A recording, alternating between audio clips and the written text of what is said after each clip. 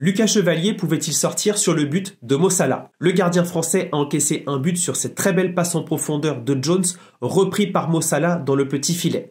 Cependant, sur ce but, il est à la fois trop loin de son but pour pouvoir défendre le lob, et il est trop loin de Mo Salah pour totalement fermer l'angle ou gérer un possible dribble de l'Égyptien. Et donc pour moi, il y avait trois autres hypothèses que pouvait prendre Lucas Chevalier. Tout d'abord, il pouvait venir à la rencontre de Salah dès la passe de Jones. Cependant, le risque de carton rouge à la 30e minute est un peu trop élevé pour un gardien dans cette situation, surtout avec l'un des attaquants les plus rapides de la planète. La deuxième hypothèse aurait été d'être à l'extérieur de sa surface pendant l'action de Jonathan David. Cependant là, je pense qu'il y a un manque de confiance. En effet, il y a Jonathan David qui est en train de divaguer un peu avec le ballon. C'est pas une action très construite de Lille. Et donc quand on est gardien, on a un peu de mal à faire les 5 mètres supplémentaires en dehors de la surface quand notre équipe est pas trop en place. Et donc je pense que c'est pour ça que Lucas Chevalier était pas super haut à ce moment-là.